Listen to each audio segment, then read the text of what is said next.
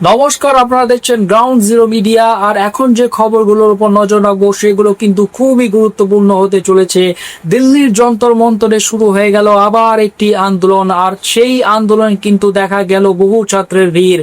এর মধ্যেই কিন্তু সরকারকে 48 ঘন্টার আলটিমেটাম দিয়ে দিলেন ককরোচ জনতা পার্টি তথা সিজেপি প্রতিষ্ঠাতা অভিজিৎ দীপকে। আর সবচেয়ে গুরুত্বপূর্ণ যে খবরটা সেটা হলো ডিলিমিটেশন বা সীমানা নির্ধারণ বিল নিয়ে মোদী সরকারের অন্দরের রাজনৈতিক সমীকরণ এবং কেন্দ্রীয় স্বরাষ্ট্রমন্ত্রী অমিত শাহের গোপন মিশন নিয়ে এই সমস্ত খবরগুলো আপনাদের একে একে জানাবো। প্রথমেই আসি অভিজিৎ দীপকের সেই আলটিমেটামের প্রসঙ্গে, যেখানে রাজস্থান সরকারকে সরাসরি 48 ঘন্টার আলটিমেটাম এবং কড়া সতর্কতা দেওয়া হয়েছে। এই কড়া হুঁশিয়ারি দেওয়া হয়েছে যে যদি এই নির্দিষ্ট 48 ঘন্টার মধ্যে উপযুক্ত এবং দৃশ্যমান ব্যবস্থা গ্রহণ করা না হয় তবে স্বয়ং ককরোচ জনতা পার্টি বা সিজেপি প্রতিষ্ঠাতা অভিজিৎ দীপকে সশরীরে জয়পুরে পৌঁছে সরাসরি কিন্তু ধারণায় বসবেন। আসলে সিজেপির মুখপাত্র আশুতোষ রাঙ্কা তার দল বল নিয়ে রাজস্থানে গতকাল যখন একটি স্কুল পরিদর্শনে গিয়েছিলেন তখন তাদের উপর কিন্তু হামলা চালানো হয়েছিল। এখন সিজেপির তরফ থেকে সরাসরি ও অত্যন্ত জোরালোভাবে অভিযোগ দেওয়া হচ্ছে যে এই পরিকল্পিত এবং জঘন্য হামলার পিছনে কিন্তু সরাসরি ভারতীয় জনতা পার্টি বা বিজেপির হাত রয়েছে। তাদের সঙ্গে যুক্ত লোকজন এবং তাদের মদতপুষ্ট গুন্ডারাই কিন্তু এই হামলা চালিয়েছে। গত 21 অগস্ট কিন্তু সিজেপির তরফে কিন্তু স্কুল ঠিক করো নামক একটি বিশেষ অভিযানের অধীনে জয়পুরের ওই সরকারি স্কুলটি বর্তমান অবস্থা খতিয়ে দেখতে সেখানে গিয়েছিল তাদের দলবল। সিজেপির পক্ষ থেকে জানানো হয়েছে যে ওই স্কুলটির অবস্থা অত্যন্ত শোচনীয়, অস্বাস্থ্যকর এবং পড়ুয়াদের জন্য রীতিমতো বিপজ্জনক।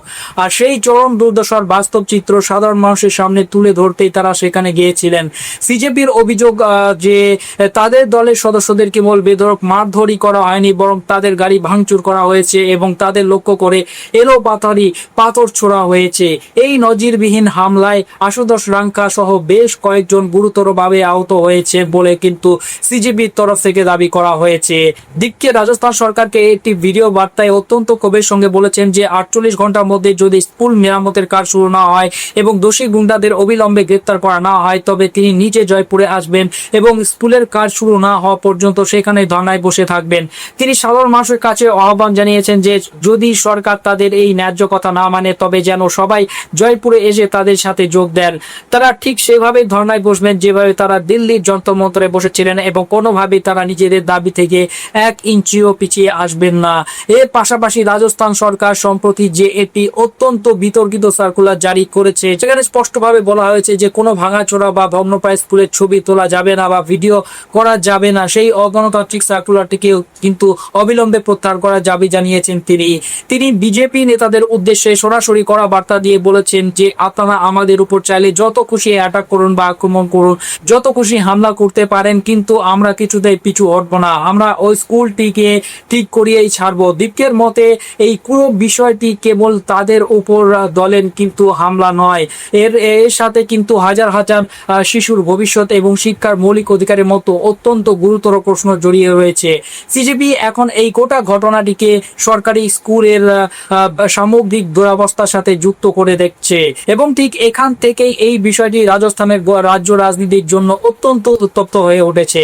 একদিকে সিজেপি সরকার ও প্রশাসনের কাছে স্কুলগুলির অবস্থার উন্নতি ও হামলার বিচারের দাবিতে অনড় রয়েছে, অন্যদিকে খোদ সরকারকে চরম আলটিমেটামও দিয়ে দেওয়া হয়েছে।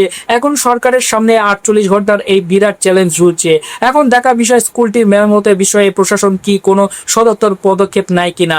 সবচেয়ে বড় প্রশ্ন হলো 48 ঘন্টার মধ্যে যদি সিজেপির দাবিগুলো মানা না হয় তবে কি অভিজিৎ দীপকে সত্যি জয় করে পৌঁছে ধর্নায় বসবেন। এবার আমরা সরাসরি নজর রাখবো রাজধানী দিল্লির কেন্দ্রস্থল যন্তর মন্তরের দিকে। দিল্লির যন্তর মন্তরে আবারও এক বিশাল ও অভাবনীয় আন্দোলনের সূচনা হয়েছে এবং সেই আন্দোলনের মূল কেন্দ্রবিন্দু ও স্লোগান হলো ইউজিসি রোল ব্যাক।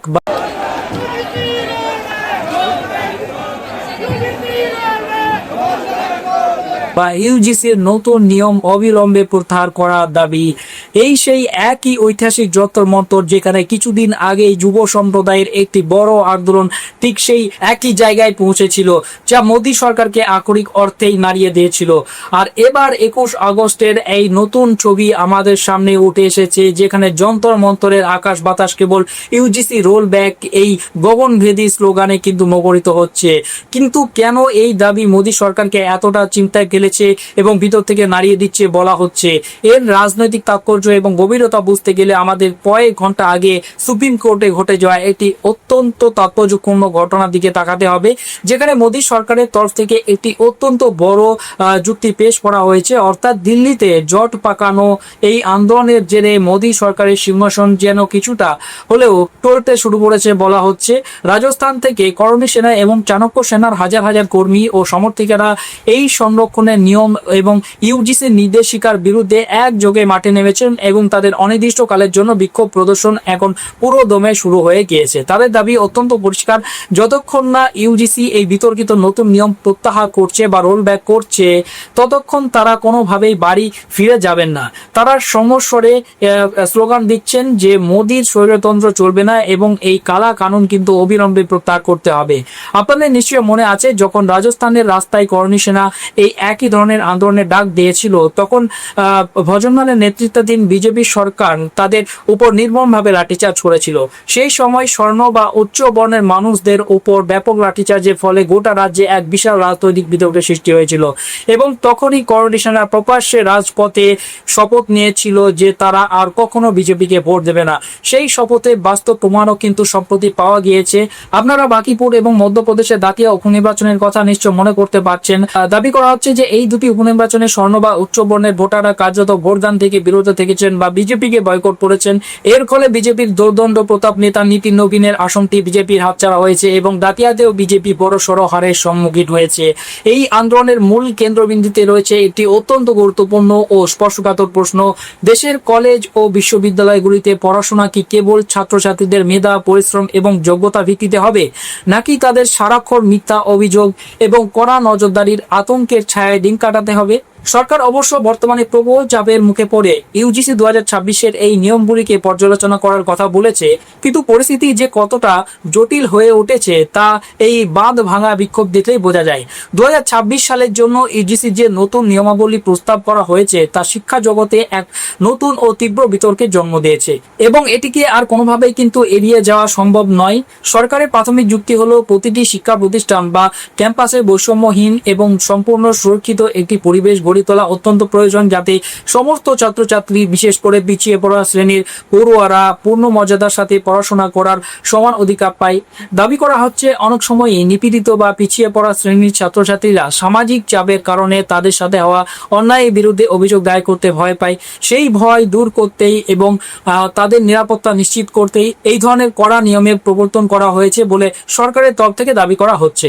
কিন্তু সমস্যা দেখা দিয়েছে অন্য জায়গায়। রাজনৈতিক মহলের দাবি একটি নির্দিষ্ট গোষ্ঠীর ভয় দূর করতে গিয়ে এমন কিছু করা এবং একপেশে নিয়ম তৈরি করা হয়েছে যা অন্য আরেকটি বড় গোষ্ঠীর অর্থাৎ উচ্চ বর্ণের পড়ুয়াদের মনে প্রবল আতঙ্কের সৃষ্টি করেছে।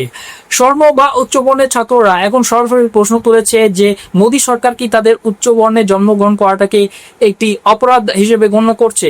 তারা অভিযোগ করছে যে এই নতুন নিয়মের ফলে তাদের আইনিভাবে সম্পূর্ণ কোণঠাসা করা হচ্ছে।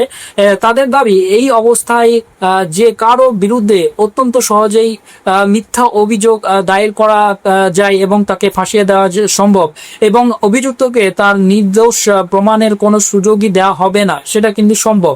সাম্য ও সুরক্ষার নামে কি এমন এক ভয় পরিবেশ তৈরি করা হচ্ছে যেখানে স্বর্ণ হওয়াটাই আজ স্বর্ণদের জন্য সবচেয়ে বড় দুর্বলতা বা অভিশাপ হয়ে দাঁড়াচ্ছে? সোশ্যাল মিডিয়ায় এখন এই ধরনের হাজার হাজার প্রশ্নে রীতিমতো বন্যা বয়ে যাচ্ছে।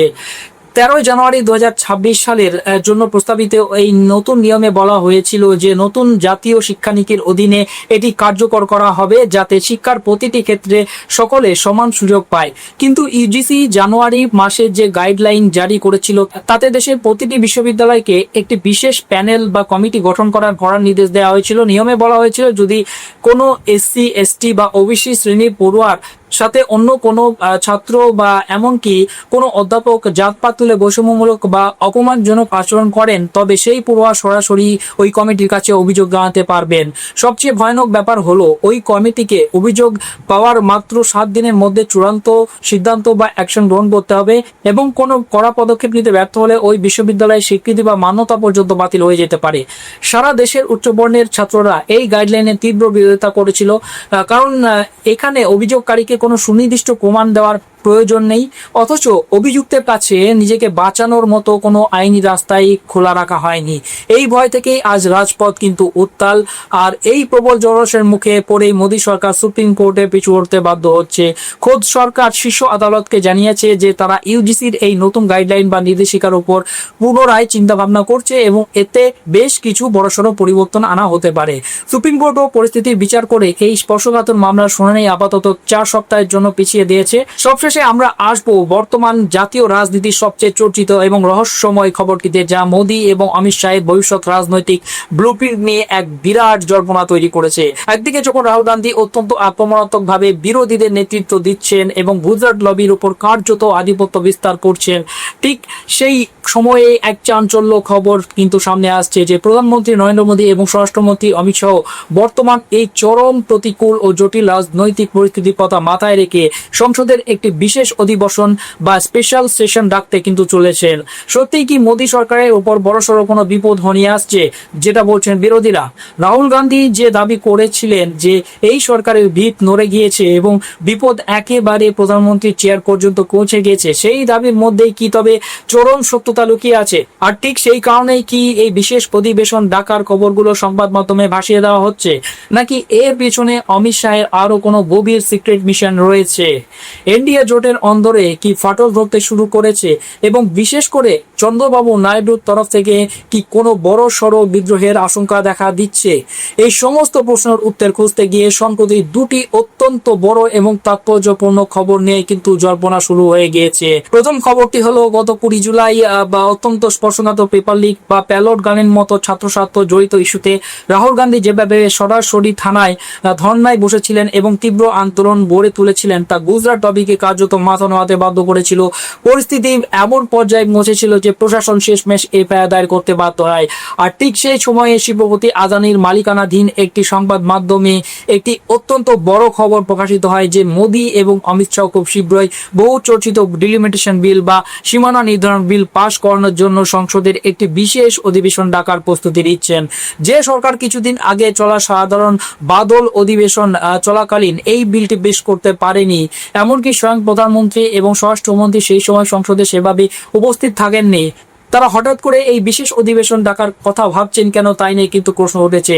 তাহলে কি এর সোজা অর্থ এটাই যে অমিত শাহ ভেতরে প্রয়োজনীয় সাংসদদের সংখ্যার বা ম্যাজিক ফিগারের বন্দোবস্ত করে ফেলেছেন? রাজনীতির এই জটিল দাবা খেলায় এখন একটি সম্পূর্ণ নতুন সমীকরণ তৈরি হচ্ছে।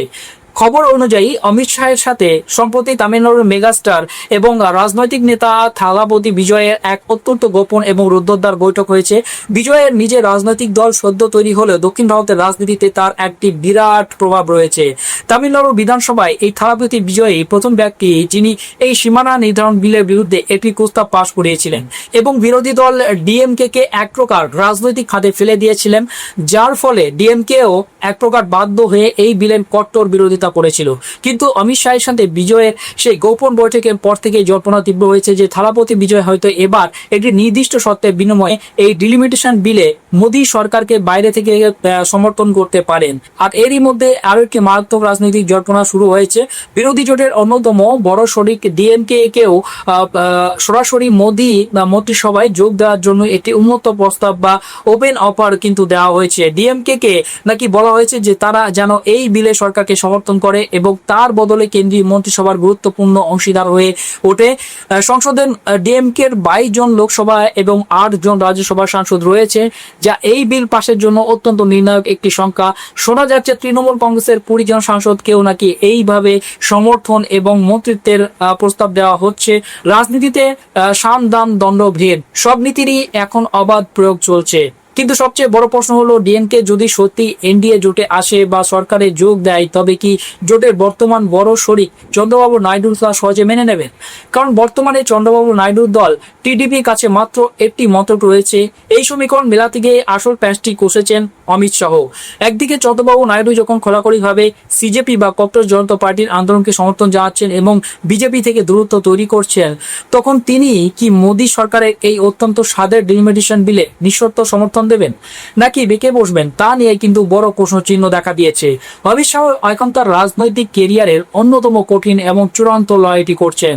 কারণ যদি কোনো কারণে এই সীমানা নির্ধারণ বিলটি ও সংসদের উভয় কক্ষে পাশ না হয়, তবে ভবিষ্যতে বিজেপির জন্য একটি অত্যন্ত অন্ধকার এবং অনিশ্চিত সময় অপেক্ষা করছে কিন্তু বলা যায়। বর্তমানে দেশের সার্বিক পরিস্থিতি এবং মোদী সরকারের জন্য অত্যন্ত উত্তপ্ত এবং চ্যালেঞ্জিং। ছাত্র সমাজ রাস্তায় নেমে বিক্ষোভ দেখাচ্ছে, রাজস্থানে সিজেপি নেতাদের উপর হামলার ঘটনা ঘটছে, অন্ধ্রপ্রদেশেও শিক্ষক নিয়োগ নিয়ে বড়সড় বিক্ষোভ শুরু হয়েছে এবং খোদ চন্দ্রবাবু নাইডুর ছেলে নারা লোকেশের পদত্যাগের দাবি কিন্তু উঠেছে। এর ফলে নাইডু ধীরে ধীরে বিজেপি থেকে দূরত্ব বজায় রাখার চেষ্টা করছে, যাতে রাজ্যের মানুষের ক্ষোভ তার উপরে এসে না পড়ে।